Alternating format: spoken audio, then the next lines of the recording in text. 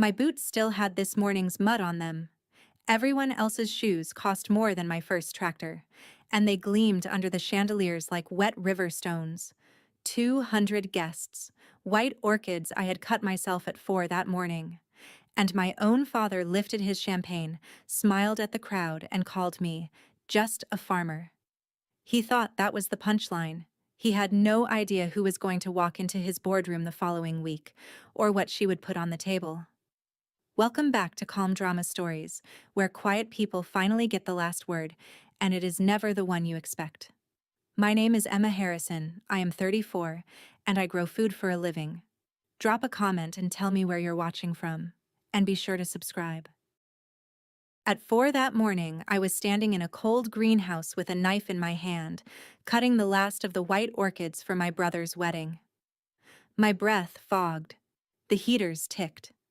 I trimmed each stem at an angle, wrapped them in damp cloth, and loaded 40 crates into the refrigerated truck myself, because I don't ask my crew to lose sleep for family favors. Every flower in that ballroom came from my soil. So did the heirloom tomatoes in the capris, the baby greens under the seared scallops, the herbs in the sauce nobody could name. I paid for all of it. $40,000, wired quietly through the caterer 3 weeks earlier, on the strict condition that nobody ever learn where it came from. Daniel is my little brother, and Daniel was getting married, and I wanted the day to be beautiful more than I wanted the credit. That is not humility. I want to be honest with you, because this whole story turns on it. I had learned a long time ago that in my family, being seen and being safe were two different things, and I had chosen safe. So I made the wedding perfect, and I made myself invisible, and I stood at the back in muddy boots and let 200 strangers assume I was staff. The caterer, a kind woman named Dolores, caught my eye once from across the room and gave me a small nod, the only person alive who knew. I nodded back. Then I picked a fallen orchid petal off the floor and put it in my pocket, and I told myself that was enough, that the work would speak for itself someday. I really believed that. By midnight, I would stop believing it, and I would never believe it again.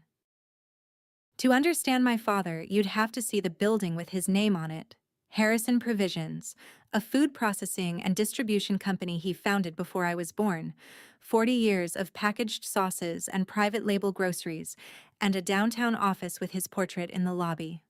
My sister Vanessa runs it beside him now, co-CEO, and between them they have decided what the word Harrison means. It means glass towers. It means the right watch. It means a table at the restaurant where the entree costs more than a farm worker earns in a day. My mother, Ruth, never fit that definition, and she never tried to. She grew up on land north of the city, 60 acres of good soil her own father left her, and when she married into money, she kept the deed in her own name like a woman keeping a door unlocked. She used to take me out there on Sundays. She'd press seeds into my palm and say the dirt didn't care what your last name was, only whether you showed up. She died when I was 19.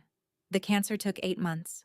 At the end, she pulled me close in that hospital bed, her hand light as a leaf, and she gave me the land.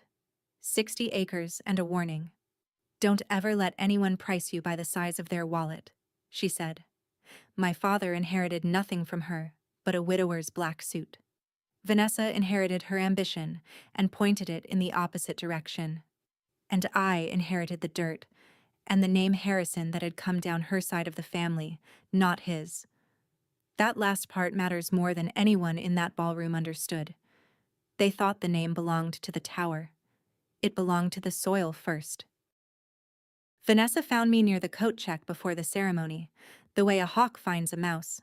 She was radiant in slate gray silk, 40 years old and sharpened to a point, and she looked me over from my boots to my braid with the patience of a woman appraising damaged goods. "Oh, Emma," she said, reaching out to straighten my collar for me, as if I were a child sent to school unwashed. "You came. In those." Her fingers stopped at my hand and lifted it, turning it over in the light so the two women beside her could see.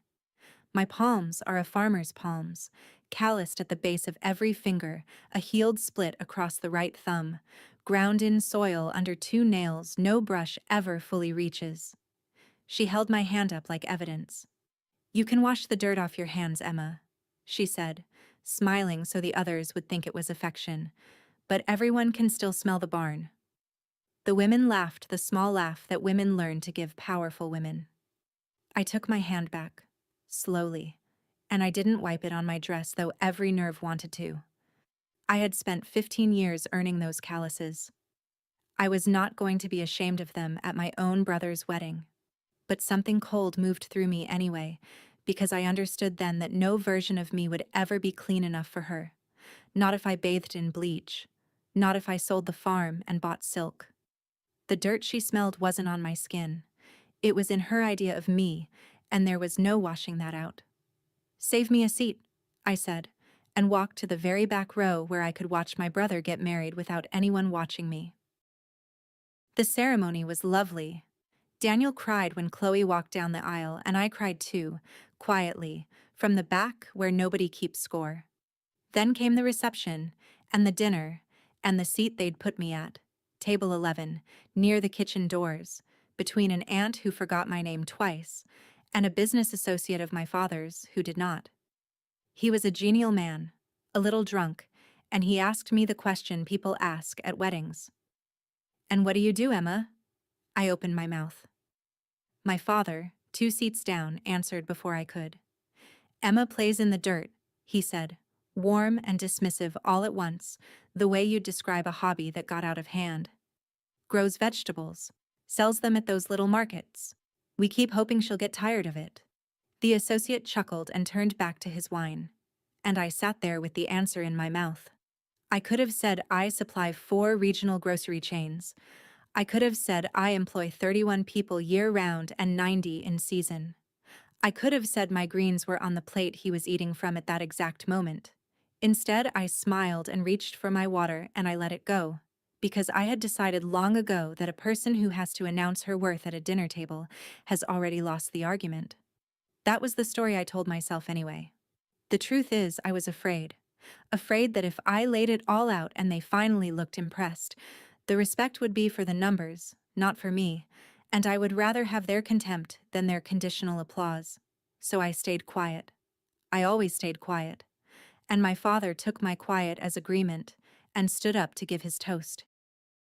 He tapped his glass with a dessert fork, and the room went soft and attentive the way rooms do for wealthy men. He toasted Daniel and Chloe. He toasted the future.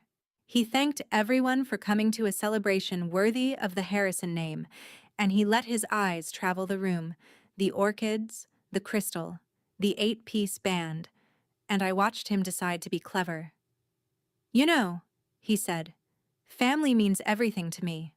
All of us together, from the boardroom to—" He found me at table 11 and lifted his glass an inch in my direction. "Well, to the farm." A ripple of chuckles. He was enjoying it now. "My youngest daughter grows vegetables, and bless her, she works hard at it. But I look around at all this," he said, sweeping the glass across the ballroom I had paid for. "And I have to ask, when will a farmer ever afford a wedding like this?" The room laughed. 200 people, the band leader, the aunt beside me, all of them laughing at the girl in the muddy boots, while a camera on a tripod near the cake panned slowly across my face. Every orchid he was gesturing at, I had cut. Every plate had come out of my ground.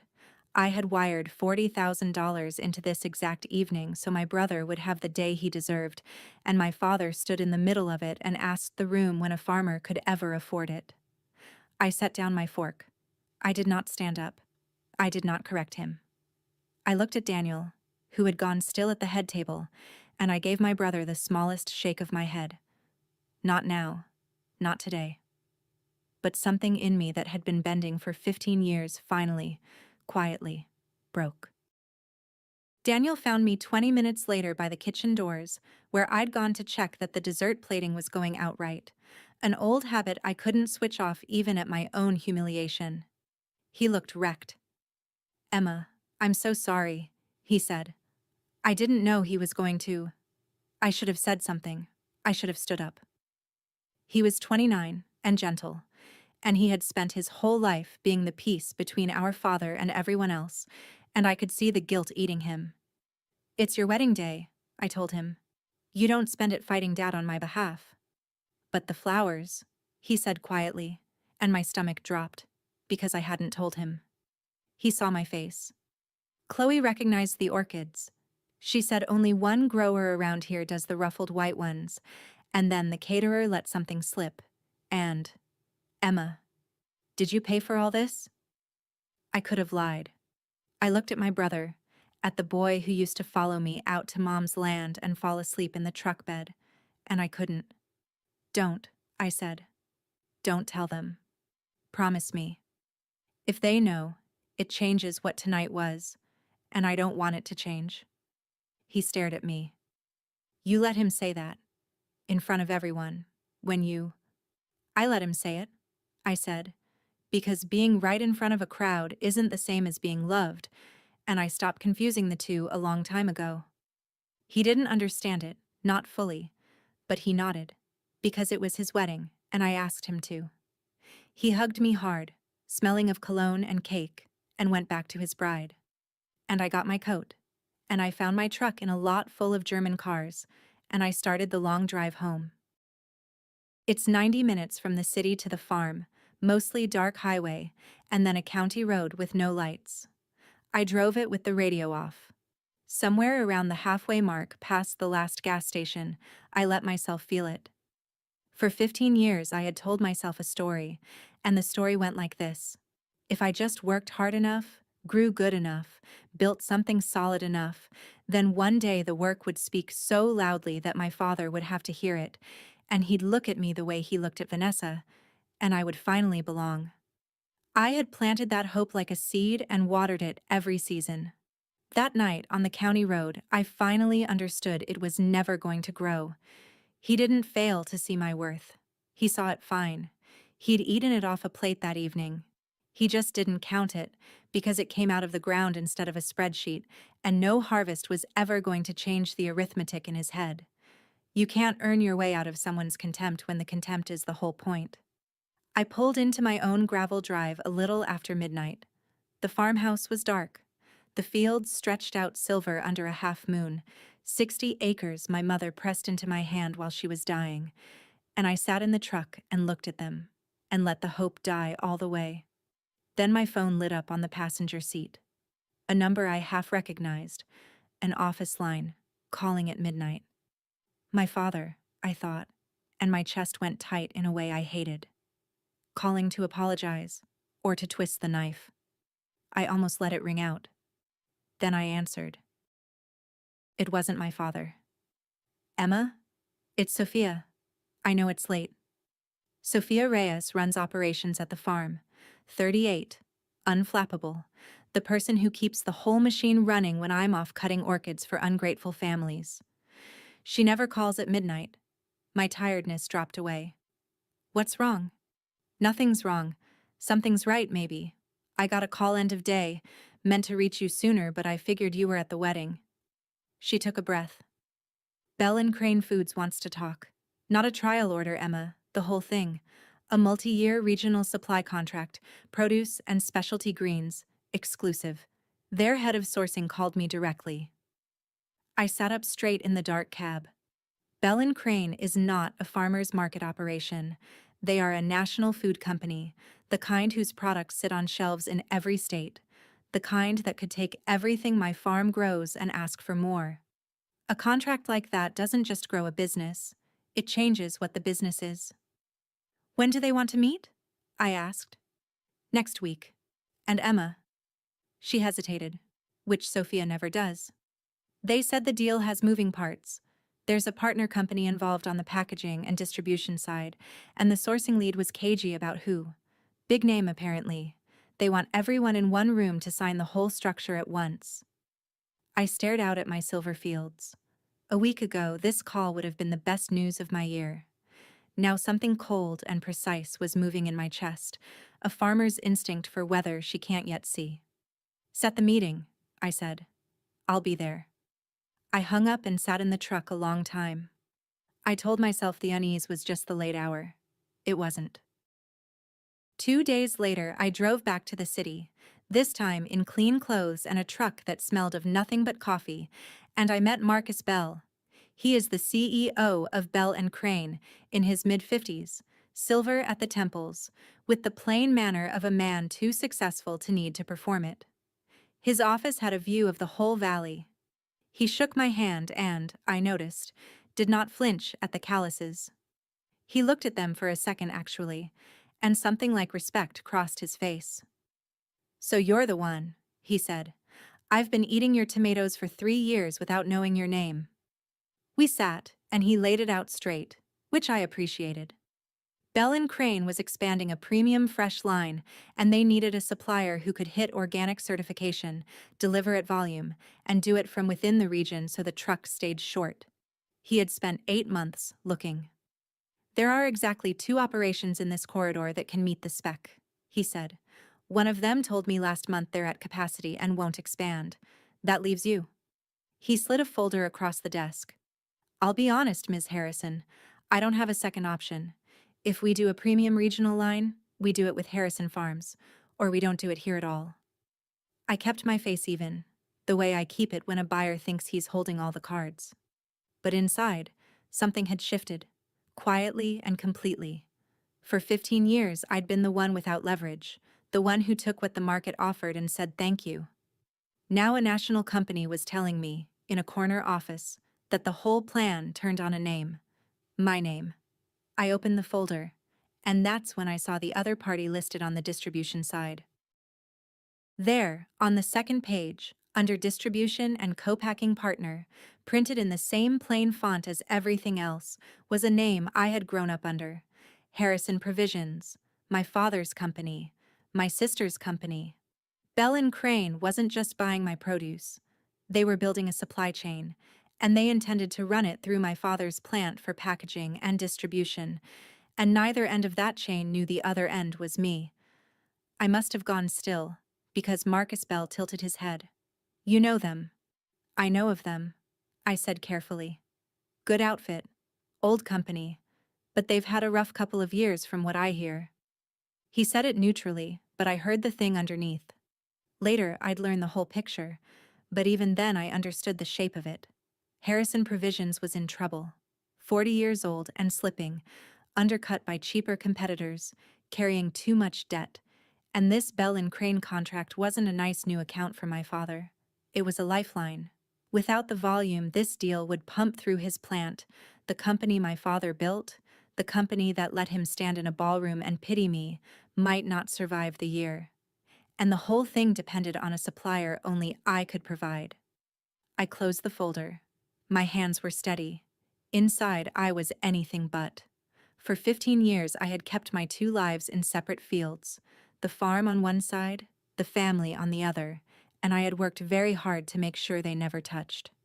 Now Marcus Bell had drawn a line straight between them, in ink, and asked me to sign it.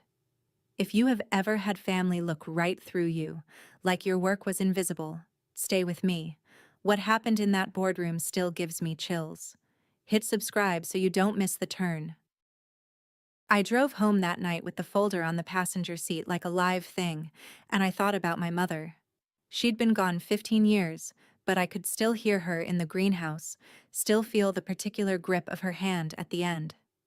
That last week she was mostly asleep, but one afternoon she was clear, clearer than she'd been in days, and she made me sit on the edge of the hospital bed.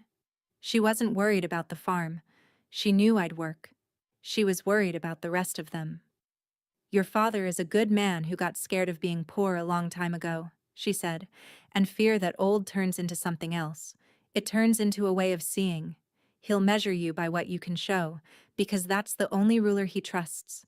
And your sister learned it from him before she could walk." She squeezed my hand. "Don't argue with the ruler, Emma. You'll never win. Just refuse to be measured by it." I was 19. I thought I understood. I didn't. Not really. Not until I was 34 with a folder on my truck seat that could save the very people who'd measured me and found me wanting. My mother handed me 60 acres and 1 sentence, and it took me 15 years and a wedding toast to finally hear the sentence right. "Don't argue with the ruler. refuse to be measured by it. There is a difference, it turns out, between the two, and I had spent my whole adult life doing the first while telling myself I was doing the second. I pulled into the drive. The fields were black and quiet. And for the first time, I let myself ask the question I'd been avoiding since Marcus Bell slid that folder across his desk. What was I going to do with this? That Sunday was the anniversary of my mother's death, and every year, whatever else is broken between us, my father hosts a dinner for it. I almost didn't go, but I wanted to see him before the meeting, wanted to understand what I was walking into, so I put on a plain dress and drove in. The house was all polished surfaces and no warmth. Vanessa was there, on her phone. Daniel and Chloe, back from their honeymoon, quiet. And my father, thinner than at the wedding, with a gray cast to his skin I hadn't noticed under the ballroom lights. He was drinking more than usual. Halfway through dinner, loosened by wine and unable to help himself, he started talking about the company, the way he does, as if we were shareholders. "We're on the edge of something big," he announced. "Biggest contract in the company's history. National distributor, premium line. It closes next week and it puts Harrison Provisions back where it belongs." Vanessa shot him a look. The look that means don't air the laundry, but he waved it off. "It's family. They should know we're going to be fine." He didn't say we were drowning. He didn't have to. A man who announces he's about to be saved is a man who knows how close he came to going under. He raised his glass. To Ruth. To the company. To the future. And he never once looked at me and thought to ask what I'd been up to lately. I sat at his table and listened to my father describe the deal that would save his life, with no idea that the supplier he was counting on, the one name the whole thing rested on, was sitting 3 feet away eating his overcooked roast in silence. I said nothing. I had gotten very good at saying nothing, but I was starting to understand what my silence was worth. That night, I couldn't sleep. I got up at 2, made coffee, and spread the whole Bell and Crane contract across my kitchen table, all 40 pages, and I read it the way I read a field before planting, looking for what the surface didn't show. And there it was, cleaner than I'd let myself see in Marcus Bell's office. The entire deal was a chain, and a chain is only as strong as its weakest link, and I was not the weak link. I was the link nobody could replace. Bell and Crane needed a certified organic supplier at volume in this corridor, and there was one. Me. My father needed the distribution volume this contract would send through his plant, or his company folded. And that volume only existed if there was produce to distribute, and the only produce was mine. Marcus Bell had built the whole structure so that everyone signed at once, in one room, and if the supplier walked, the whole thing collapsed, and my father's lifeline collapsed with it. I read it 3 times, sitting there in the dark with my hands wrapped around a cold mug.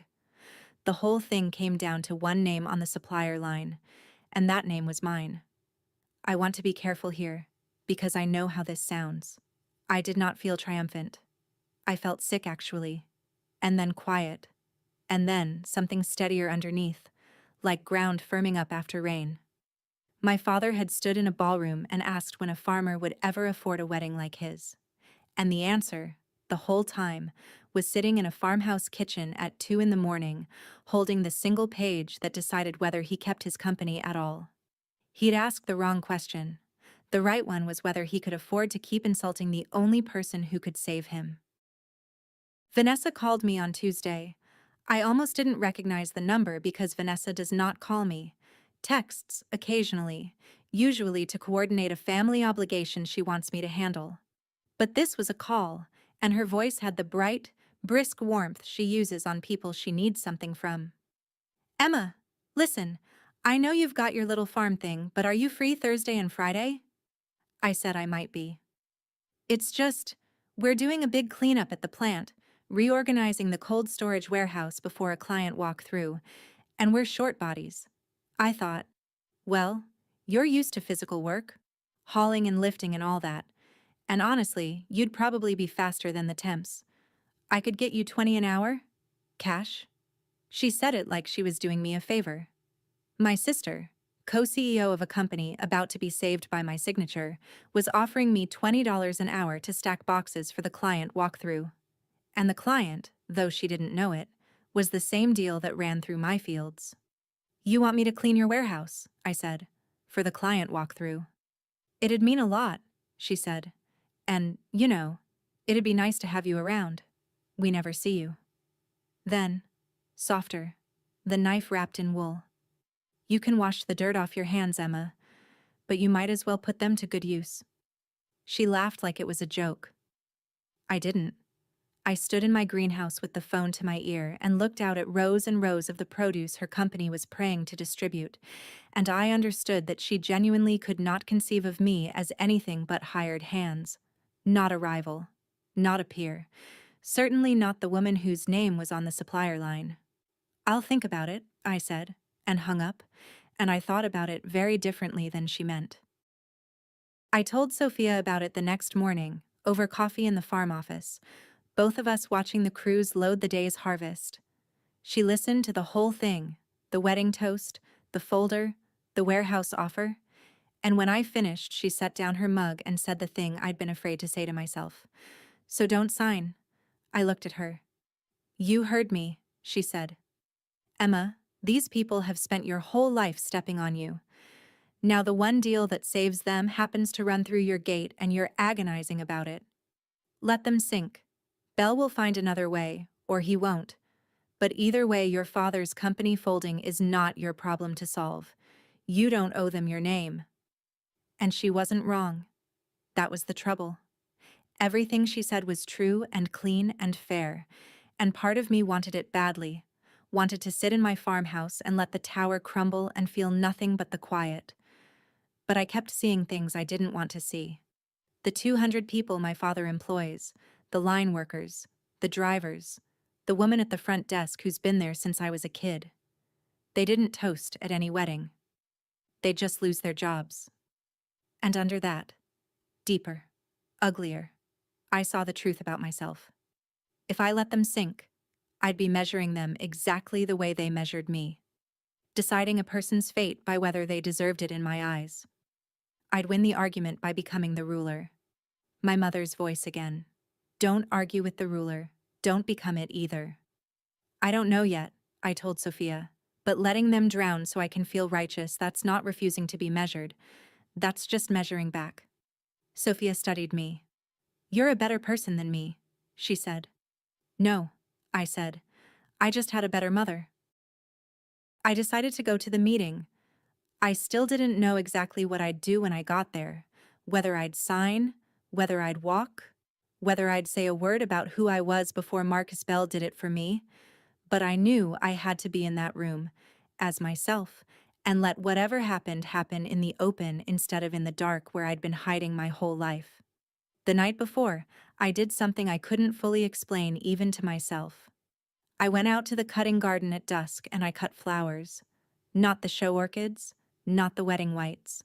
The wildflowers my mother had planted along the north fence 30 years ago, and I'd never had the heart to plow under.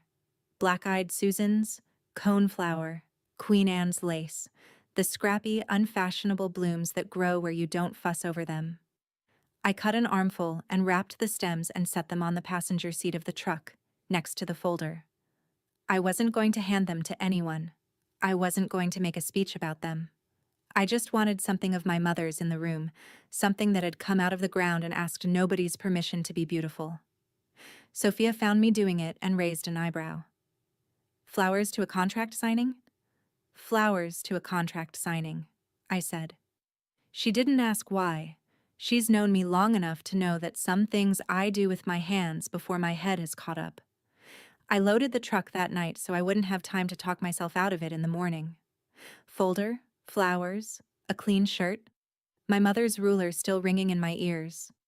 Then I stood in the dark yard a while and looked at the fields, and I made myself a promise about what kind of person would walk into that room. Then I went to bed and didn't sleep. There was one thing I had to do first, and it was the thing that made everything else real.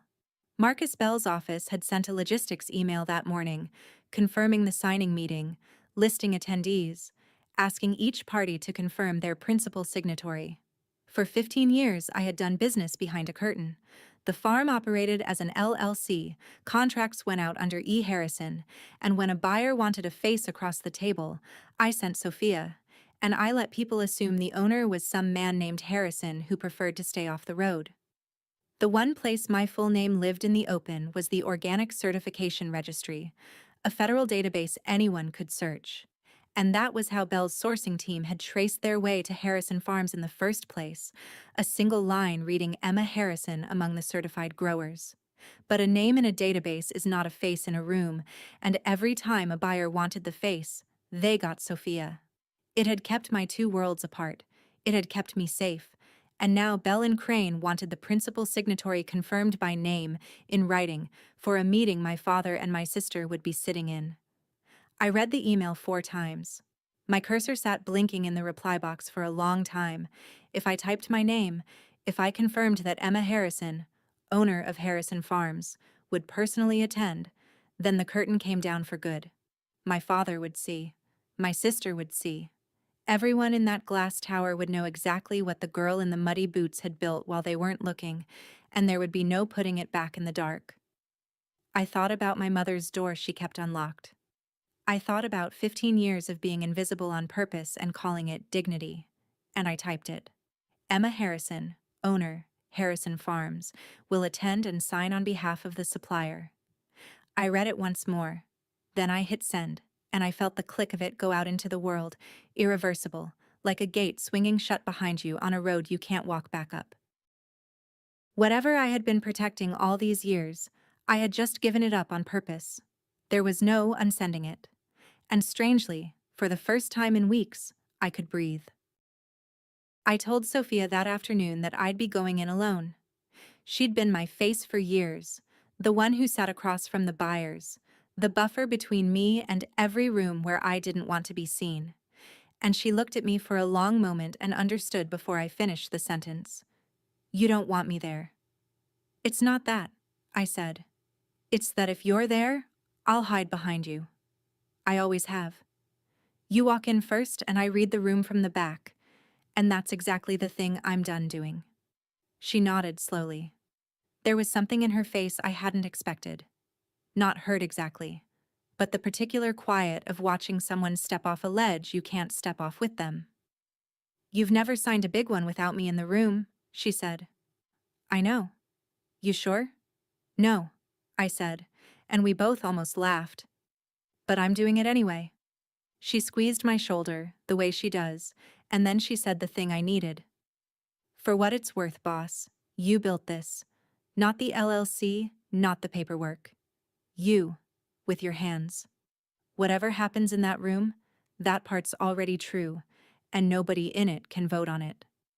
I drove home that night, back to the dark farmhouse, and the truck felt very empty with just me and the folder and the wildflowers wilting slightly on the seat.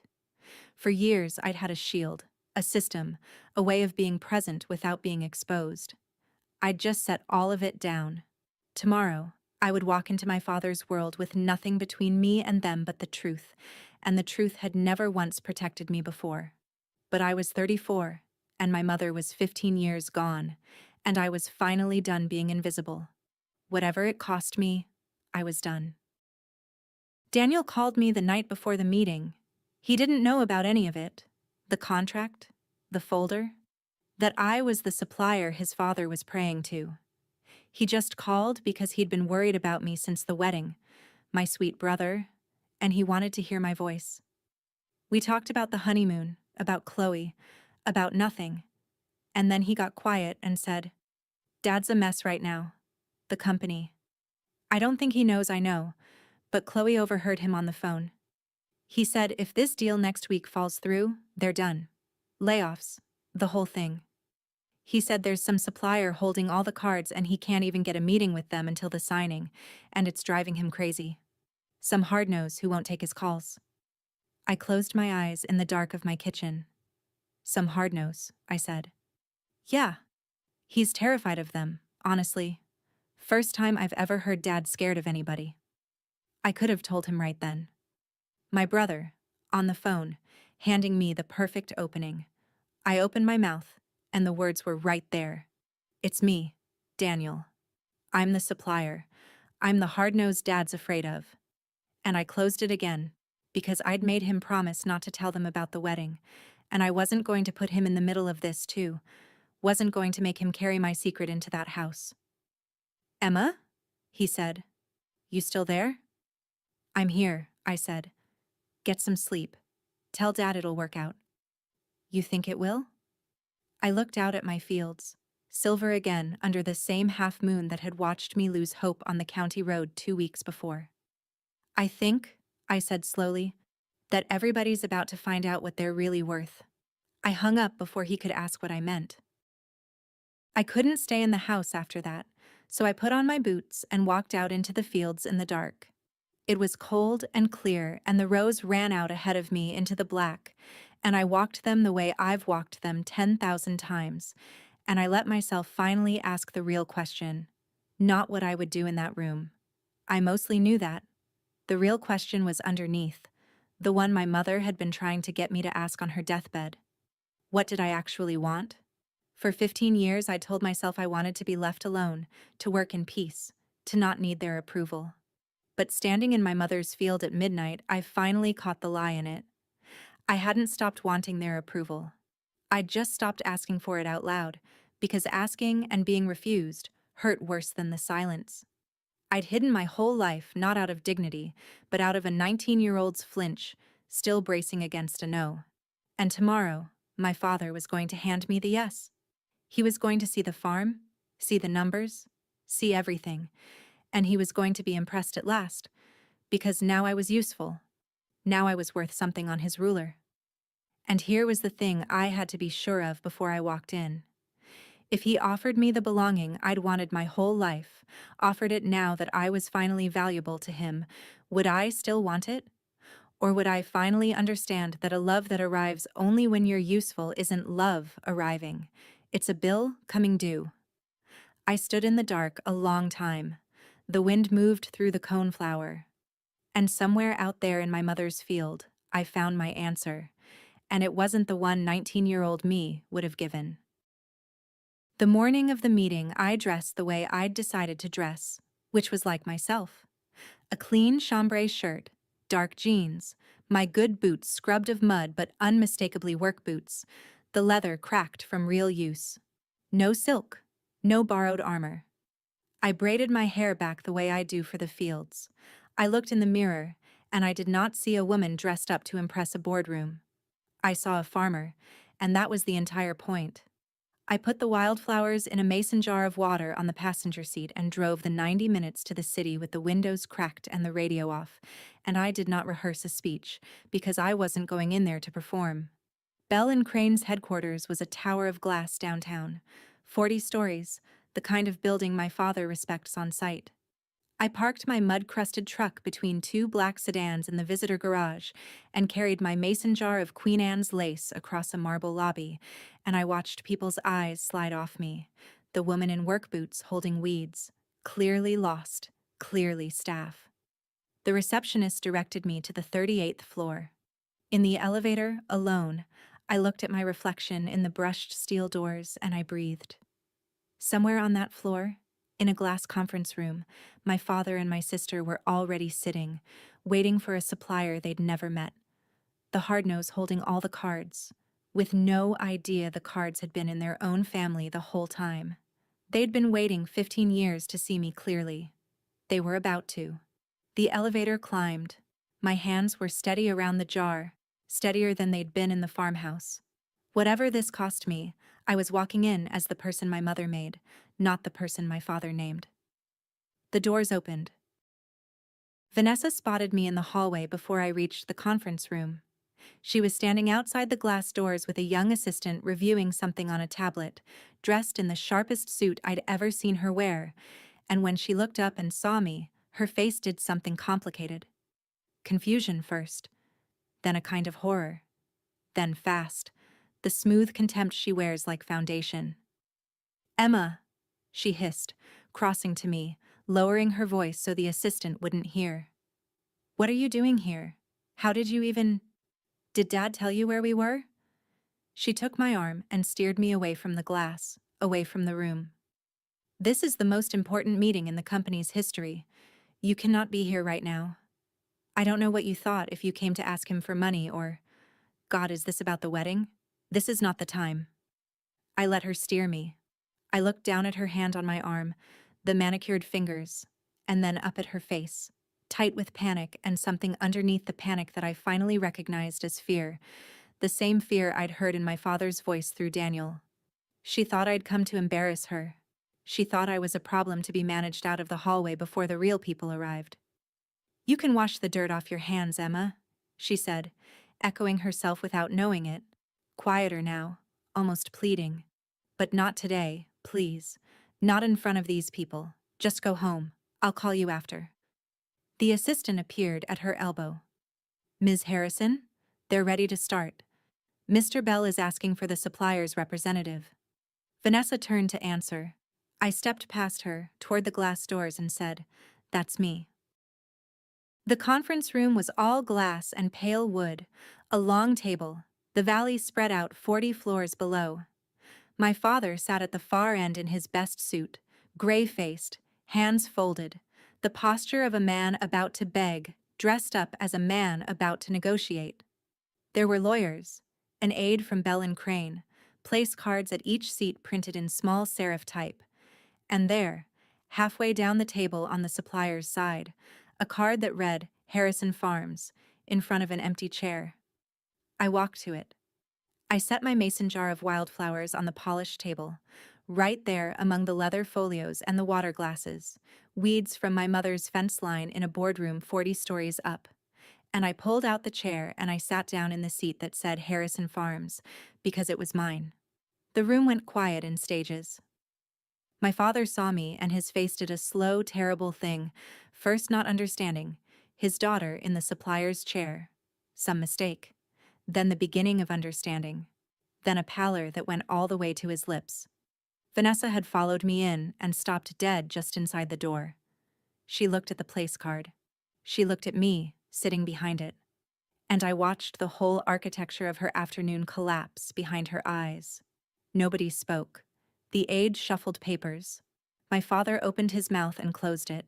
And in that suspended, ringing silence, with my mother's flowers on the table and my calloused hands folded exactly like his, I felt no triumph. Only a strange and level calm, the calm of a person who has finally stopped hiding and discovered the sky didn't fall. Then the far door opened and Marcus Bell walked in. Marcus Bell came in the way powerful men come into rooms they own, without hurry, buttoning his jacket, already scanning for the faces that mattered. He nodded to his own team. He gave my father a courteous, businesslike nod, the nod you give a partner you're about to save. And then his eyes found me, sitting behind the Harrison Farms card with a jar of wildflowers in front of me, and his whole manner changed. He crossed the room toward my end of the table, not my father's, and my father watched him come, watched the most important man in the deal walk past him to get to the farmer, and I saw my father begin to understand that he had gotten something very wrong, and had gotten it wrong out loud, at a wedding, in front of 200 people. Marcus Bell reached my chair. He extended his hand, and this time he didn't just tolerate the calluses. He clasped my hand in both of his, warmly, the way you greet the person who makes the whole thing possible. The room held its breath. My sister's knuckles were white on the back of a chair. My father had not moved, and Marcus Bell looked straight at me, in front of all of them, and said the words that would echo in that family for the rest of their lives. It's an honor, Marcus Bell said, to finally meet the owner of Harrison Farms. The silence in that room was total. I have stood in fields during the dead quiet before a storm, that heavy hush when even the birds stop, and it was like that. My father's mouth had come open. Vanessa made a small sound, not a word, just breath. Bell, oblivious to the earthquake he'd set off, kept going, because to him, this was simple business. Ms. Harrison, I've been trying to get in a room with you for 2 months. Your operation is the entire reason this deal exists. There isn't another supplier in this state who could carry what we're building, and believe me, we looked. He turned, gesturing down the table toward my father, still gracious, still with no idea. Mr. Harrison, I understand you two share the name. Family connection? Small world. Well, it's a good name to have on both ends of a supply chain. Nobody laughed. My father was staring at me as if I'd walked in wearing a stranger's face, and in a way I had, because the face he'd assigned me 15 years ago, the girl who played in the dirt, had never been mine. And now it was falling off in front of him, and he had no idea what was underneath. Vanessa finally spoke, and her voice came out wrong, too high. You're Emma? You're the supplier? I'm the supplier, I said. My voice was completely level, the same voice I used to quote a price on tomatoes. Harrison Farms, 60 acres north of the city, 31 people year-round, 90 in season. Organic certified for 11 years. I looked at my father. Mom's land, the dirt I play in.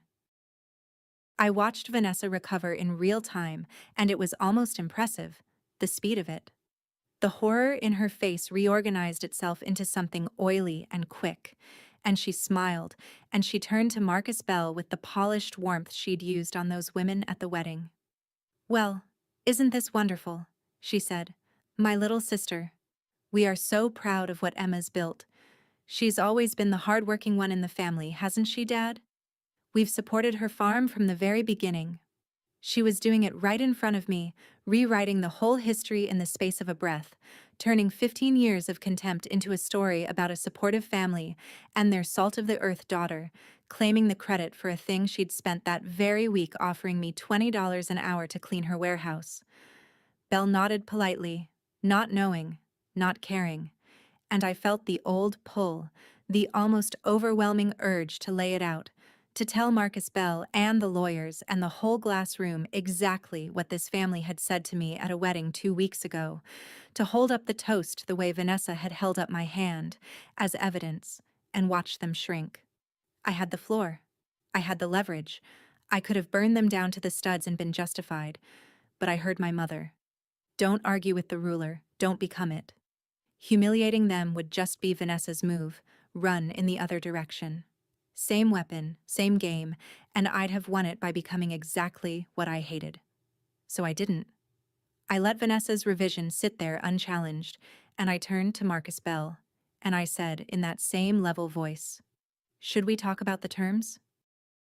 We talked about the terms. I'll spare you the paper. 3 years, exclusive regional supply, roughly $18 million in total value across the contract, with Harrison Provisions handling packaging and distribution on the back end. As Bell laid out the structure, I watched my father finally do the math he should have done 15 years ago. Every number Bell said was a number that ran through my fields first, and I saw my father understand, at last, that the deal saving his company was a deal I could kill with a word, and that I had every reason in the world to say it. When Bell finished, he looked around the table. So, are we all comfortable moving to signatures? And my father spoke for the first time. His voice was not the voice from the ballroom. It was small, and it shook. Emma. Everyone turned. He was looking at me down the length of that table, and his eyes were wet, and I did not know if it was fear or shame, or something realer underneath both. Emma, He stopped. Started again. I want you to come into the company. Properly. Not just this contract. Bring the farm in. Put your name on the door beside mine, Harrison and Harrison. You've earned it. You've more than earned it. Whatever I said, whatever I want to make it right. Come home. Let me give you what you should have had all along. And there it was. The thing I'd wanted since I was 19 years old, laid on the polished table between the water glasses and my mother's wildflowers. My father, asking me home, offering me the name on the door, the belonging, the place at the table. Everything the girl in the muddy boots had ached for at the back of that ballroom. All I had to do was say yes. I sat with it. The room waited. And in the waiting, Vanessa did something none of us expected. She spoke, and her voice had lost all its polish, gone low and raw, almost to herself. He never said it to me. Everyone looked at her. She was staring at the table. 30 years I ran beside him, built the company, made the numbers, closed every deal, and he never once told me I'd done a good job. Not once. She looked up at me, and for a single unguarded second there was no contempt in her face at all, just a tired, hollow envy, and I saw her whole life in it. She had chased our father's ruler because it was the only language he spoke, had made herself sharp and shining and cold to earn a sentence he was never going to say, and here he was, saying the nearest thing to it, to me, the sister who'd refused to play. She wasn't the author of the family's cruelty. She was its oldest victim, still bleeding from the same wound, still measuring herself with the same ruler that had cut us both. I almost felt sorry for her. Then I turned back to my father and I understood exactly what I was choosing. He wasn't offering me love. He was offering me a promotion. The door, the name, the welcome, all of it arriving the very minute I became useful. The very minute my worth showed up on his ledger. If I said yes, I'd finally belong. At the price of agreeing that his ruler was right all along, that I'd been worth nothing until I was worth $18 million. That was the trade. Belonging, in exchange for my mother's whole warning. No, I said. Just that, at first. Quiet. My father flinched. I'll sign the contract. Your people keep their jobs, all 200 of them, and I'm glad to do it. And this isn't revenge. But I won't come into the company and I won't put my name on your door. I stood and I picked up my mother's jar of wildflowers, and I said the thing I'd driven 90 minutes to say without knowing it. I already have a gate. My mother built it. And it opens for anyone willing to get their hands dirty. I signed the contract first. I want to be clear about that, because it mattered to me that the order be right. I sat back down and I read every page the way my mother taught me, and I signed on the supplier's line, Emma Harrison, owner, in front of all of them. And I shook Marcus Bell's hand and told him I looked forward to the work. Then I gathered my folder. My father was still trying to find words, and Vanessa was staring at the table, and the lawyers were pretending very hard to read their phones.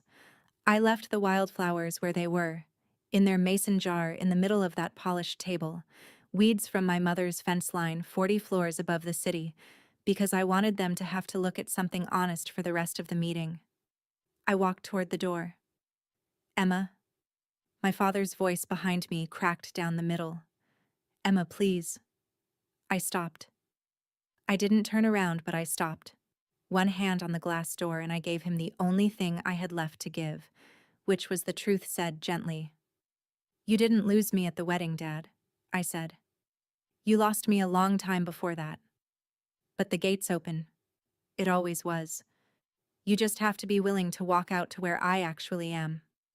Then I pushed the door and walked through it, past Vanessa's stunned assistant, past the receptionist who'd taken me for lost, into the elevator, down 40 floors, across the marble lobby in my work boots, and out into the afternoon sun. My truck was still parked crooked between the two black sedans. I got in. I put my hands on the wheel, the calloused hands that started all of this, and I sat for a second and breathed. Then I drove home. 90 minutes, radio off, the whole valley greening up outside the window. And I did not cry, and I was not sad. I was free. The contract held. Harrison Provisions got its lifeline, the trucks kept running, and the 200 people I'll probably never meet kept their jobs, which is the only part of saving my father that I've never once regretted. My father and I don't talk much. He sent a letter, actual paper, 3 weeks later, and it wasn't an apology so much as a man trying to learn a language late in life, clumsy and incomplete. And I wrote back, because a cracked door is still a door. He hasn't walked out to the farm yet, but he drove by once, in the fall. Sophia saw his sedan slow down at the gate and idle there a long minute, my father looking up the lane at the fields and the greenhouses and the sign I'd finally hung, and then he drove on. He wasn't ready. I left the gate open anyway. Vanessa surprised me most. A month after the meeting she texted, and it wasn't a favor, and it wasn't a barb. It was short, and I know it cost her everything. It said only that the wedding flowers had been beautiful and that she was sorry. That's all. We are not close. We may never be.